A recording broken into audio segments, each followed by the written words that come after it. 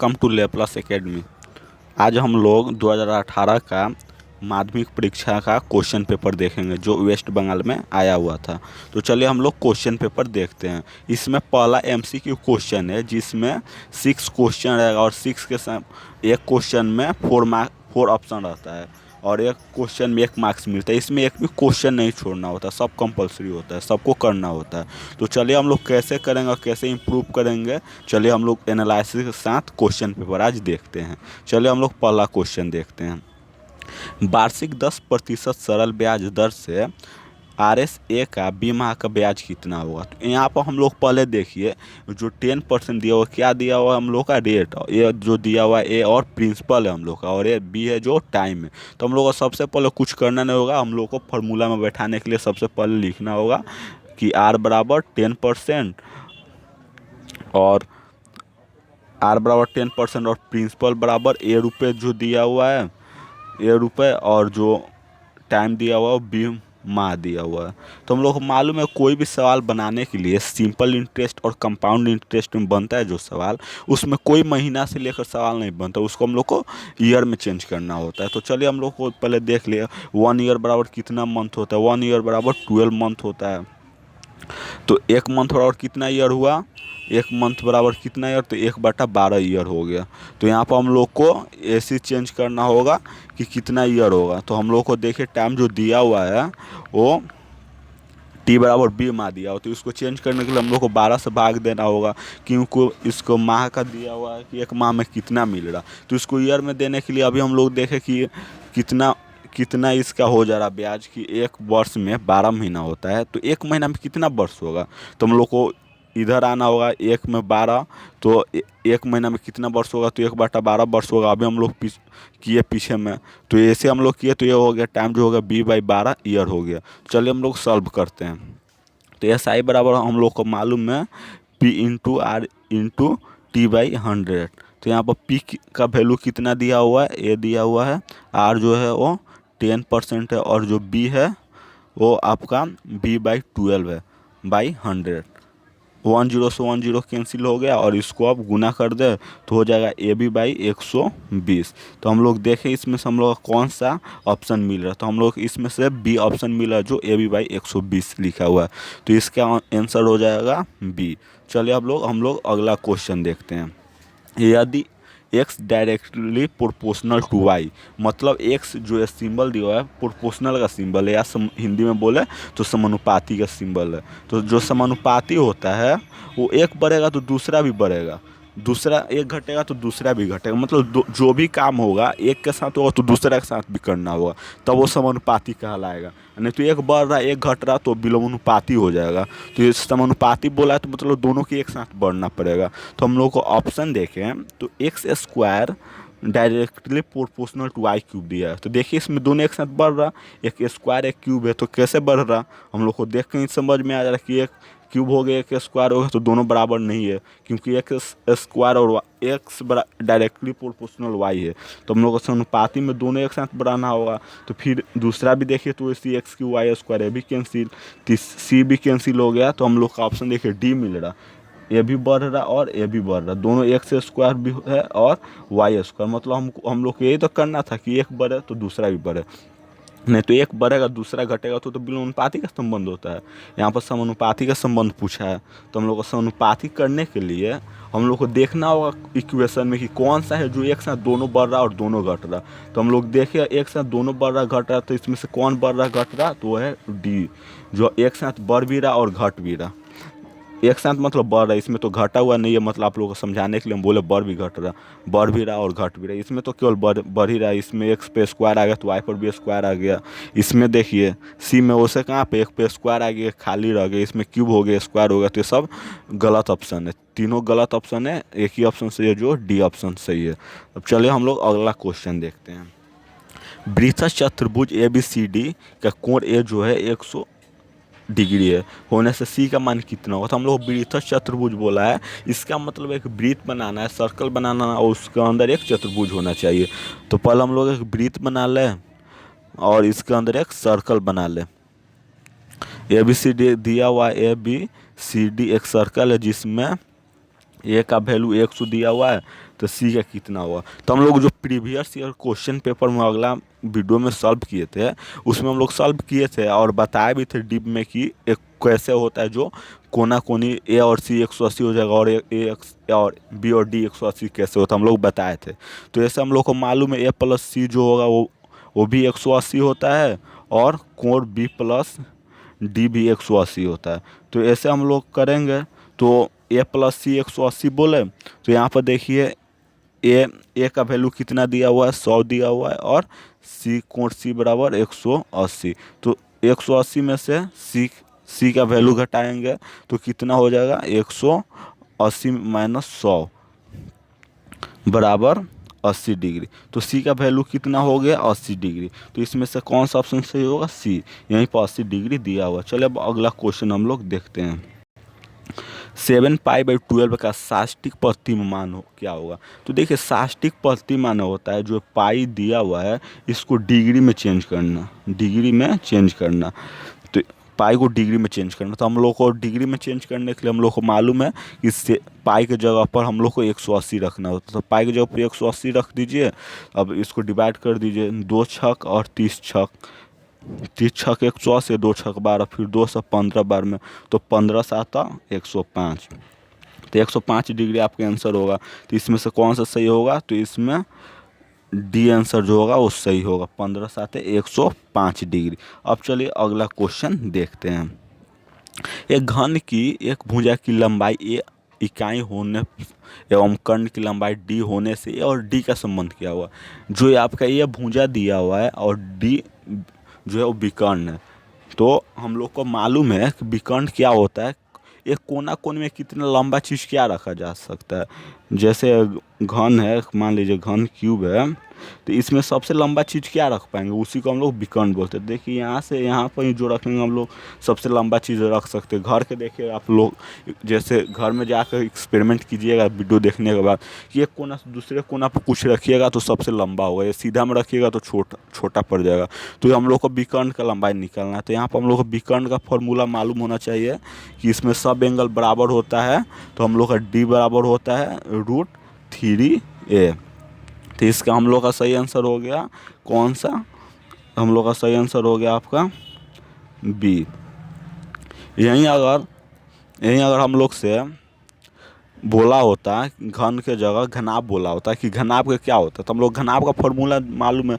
घनाभ जो होता है लंबाई चौड़ाई ऊंचाई सबका अलग अलग होता है। तो उसका जो होता है डायमीटर का फॉर्मूला होता है कर्ण का, L² + B² + H², उसके लिए होता है घनाभ के लिए। लेकिन घन का बात करते हैं तो घन में तो तीनों बराबर होता है, सब ऊंचाई लंबाई चौड़ाई सब सेम होता है, इसलिए सबको जोड़ते हैं तो हम लोग का 3a² होता है। इसको जब बाहर निकालते हैं √3a हो जाता है। तो ऐसे निकालने से हम लोग का आंसर मिल रहा घन के लिए, आंसर बी हो गया। अब चलिए हम लोग अगला क्वेश्चन देखते हैं। तब दिया हुआ 6 7 x 8 y 16 संख्याओं का औसत 9 होने से x + y बराबर कौन सा वैल्यू होगा, या x - y का कौन सा वैल्यू होगा। तो हम लोग को मालूम है औसत निकालने के लिए जितना नंबर दिया होता है सबको ऐड करना होता है। तो हम लोग चुपचाप ऐड इसको कर ले। तो 6 + 7 + x + 8 + y + 16 बाई, इसको गिन लीजिए, जितना नंबर होता है उतना से डिवाइड देना होता है। गिनिए 1 2 3 4 5 6 दे दीजिए बराबर 9। अब चले हम लोग आगे इसको सॉल्व करते हैं। तो इसको हम लोग सॉल्व करते हैं तो हम लोग सॉल्व करने पर मिल रहा 37 + x + y बराबर 54। तो इसमें से x + y बराबर कितना हो गया, 54 में से 7 गया, 14 में 7 गया 7, और 4 में से 3 गया 1, 17। तो इसमें हम लोग का कौन सा ऑप्शन मिल रहा, हम लोग का ऑप्शन इसमें से कौन सा मिल रहा, आप लोग देखिए। तो ऑप्शन इसमें से मिल रहा आपका बी ऑप्शन मिल रहा, जो x + y बराबर 17 हो रहा। चलिए अब हम लोग अगला क्वेश्चन देखते हैं। वार्षिक 8% सरल ब्याज दर से किसी मूलधन का n वर्ष का ब्याज N 25 होने से मूलधन का परिमाण कितना होगा, कितना रुपए होगा। तो हम लोग के यहाँ पर जो रेट दिया हुआ है वो 8% दिया हुआ है, जो टाइम दिया हुआ है n दिया हुआ है, और जो SI दिया हुआ आप लोग का PNR/25 दिया हुआ है, PNR/25। और मूलधन पूछा तो हम लोग मान लीजिए मूलधन जो होगा वो 100 रुपये होगा। रुपये 100 थोड़ा बढ़िया से लिखिए, देख के एक समझ में नहीं आ रहा। 100 रुपये होगा तो हम लोग को जो मूलधन होगा वो 100 रुपये होगा। सही से थोड़ा लिख ले, समझ में नहीं दिख रहा। 100 रुपये होगा, ठीक। तो हम लोग को फॉर्मूला मालूम है। अभी इसके पहले जो वीडियो बोल रहे, इसके पहले जो सम्स बनाए थे उसमें SI बराबर लिखे थे PNR/100। तो वही हम लोग को यहाँ पर भी फार्मूला लगाना होगा PNR/100।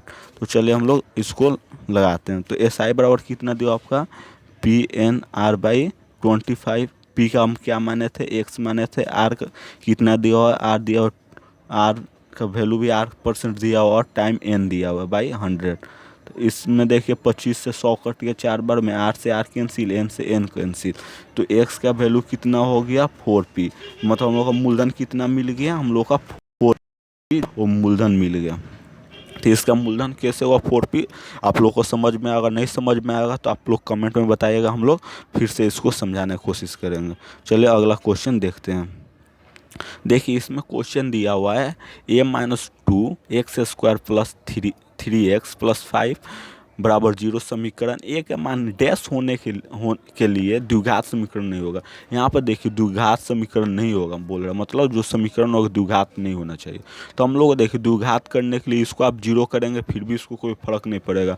हम लोग देखिए द्विघात का मतलब ही होता है पावर में 2। तो पावर में इसके 1 है तो इससे क्या मतलब पड़ेगा, यहाँ पर पावर में 2 है, इसी को हम लोग 0 कर दें तो द्विघात समीकरण नहीं रहेगा। तो इसको हम लोग को सबसे पहले 0 इसको करना होगा तभी द्विघात समीकरण होगा। क्योंकि हम लोग को मालूम है जो द्विघात समीकरण होता है उसका इक्वेशन ax² + bx + c = 0 होता है। ये हम लोग का फॉर्मूला मालूम है। तो हम लोग अगर a को हम लोग 0 कर देंगे तो a 0 में और x² में गुना होगा तो 0 ही होगा। हम लोग ये तो बात मालूम है, हम लोग बहुत दिनों से पढ़ते आ रहे हैं। तो यहाँ पर 0 हो जा रहा है इसका वैल्यू, तो 0 हो जाएगा तो पूरा का पूरा वैल्यू 0 हो जा रहा। तो द्विघात समीकरण होगा। तो यहाँ पर हम लोग a का वैल्यू क्या रखें, तो यहाँ पर देखिए 3 रखते हैं, 1 रखते हैं तो -x² होगा। तो x² के x² बच गया। 3 रखते हैं तो x² हो जा रहा। तो x² को ही हम लोग हटाना, कोई भी वैल्यू रखिए बचा x² आ जा रहा है। यहाँ पे a का जगह पर 2 रखिए तो देखिएगा x² का जो मान है वो 0 बन जा रहा। क्योंकि 2 - 2 जो है वो 0 हो जाएगा, तो इसीलिए x² भी 0 हो जाएगा। तो इसको a के मान जो होगा वो 2 होगा, तभी ये द्विघात समीकरण नहीं होगा। नहीं तो कोई भी वैल्यू रखिएगा तो ये द्विघात समीकरण हो जाएगा। तो इसलिए हम लोग का इसका आंसर होगा 2। अब चलिए अगला क्वेश्चन देखते हैं। दिया हुआ है ABCD एक वृत्त चतुर्भुज है। ABCD एक वृत्त समानांतर चतुर्भुज होने से A का मान कितना हुआ। तो हम लोग को देखिए वृत्त समानांतर चतुर्भुज बोला है तो मतलब एक वृत्त के अंदर समानांतर चतुर्भुज बनाना होगा। तो हम लोग बना ले वृत्त के अंदर समानांतर चतुर्भुज जो समान हो, और बना लीजिए ABCD। इसमें से A का एंगल पूछा, A कितना हुआ। तो हम लोगों को मालूम है कोण ABC बराबर कोण ABC = कोण ADC और कोण DAB = कोण BCD। हम लोग को ये मालूम है। तो हम लोग को ये दोनों बराबर है। तो हम लोग को ये भी तो एक बात मालूम है, जो कोना का होता है वो जोड़ने से 180 मिलता है। जैसे त्रिभुज हम लोग जो ड्रॉ किए थे ABCD, तो इसको जोड़ेंगे फिर भी 180 मिलेगा और इसको भी जोड़ेंगे तो 180 मिलेगा। कोना कोने को जोड़ेंगे तो हम लोग का ए भी बराबर था, ए भी बराबर है, ए और ए बराबर है हम लोग लिखे अभी। और ए एंगल बराबर है, दोनों आपस में बराबर है और ये दोनों आपस में बराबर है। तो कोण ए प्लस कोण सी बराबर 180 हम लोग को ये तो प्लस मालूम है और ये दोनों बराबर है। तो हम लोग कोण 2a लिख सकते हैं। तो 2 कोण ए बराबर 180, तो 2 से 180 कैंसिल हुआ 90। तो कोण ए बराबर कितना हो गया आप लोगों का 90। तो इसका वैल्यू कितना हो जाएगा, कोण ABCD का वैल्यू 90 डिग्री इसका आंसर हो जाएगा। तो चलिए हम लोग अगला क्वेश्चन देखते हैं।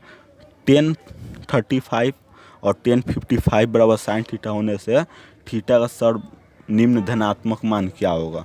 तो इसको हम लोग को पहले थीटा का मान निकालना होगा। तो 10 35 10 45 55 बराबर साइन थीटा लिख दें। साइन थीटा लिख दिया। अब इसको हम लोग को कॉट में चेंज करना होगा। तो कॉट 10 को लिख सकते हैं 10 90 माइनस 55 डिग्री और 10 55 डिग्री बराबर साइन थीटा लिख सकते हैं ना। इसमें कोई तो डाउट नहीं है। अब आगे लिख सकते हैं जो 10 90 माइनस 55 लिखे थे उसको तो हम लोग चेंज कर सकते हैं कॉट 55 डिग्री और 10 55 डिग्री बराबर साइन थीटा। ये हो गया। तो हम लोग को मालूम है साइन इंटू कॉस जो साइन इंटू कॉस बोल रहे कॉट इंटू 10 जो होता है वो 1 होता है।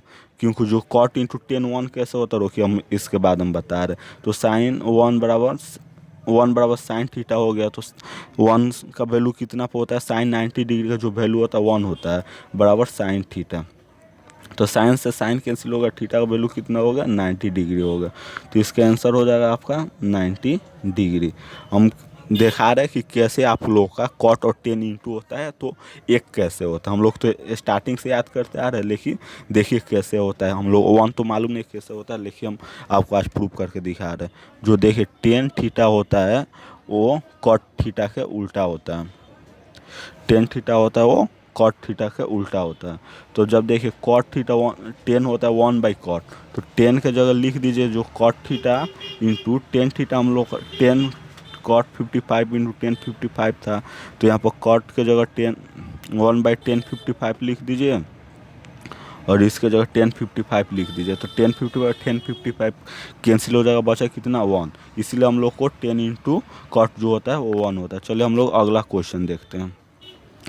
दिया हुआ क्वेश्चन आपका एक सिरा कटा होने से पेंसिल का आकार बेलन एवं डैश के आकार की होगी। पेंसिल जो होता है आपका पेंसिल देखने में ऐसे होता है ऊपर में नुकीला टाइप का होता है। तो यहाँ पर हम लोग काट दें तो यहाँ पर से एक हम लोग को शंकु बन जाएगा और एक बेलन बन जाएगा। तो हम लोग के यहाँ पर आंसर क्या हो जाएगा आंसर हो जाएगा आपका शंकु कोण। अब चलिए अगला क्वेश्चन देखते हैं। केंद्रीय प्रवृत्ति सेंट्रल टेंडेंसी की माप मध्याक्ता मध्यक एवं डैश है। तो इसका आंसर क्या होगा इसका आंसर होगा बहुलक।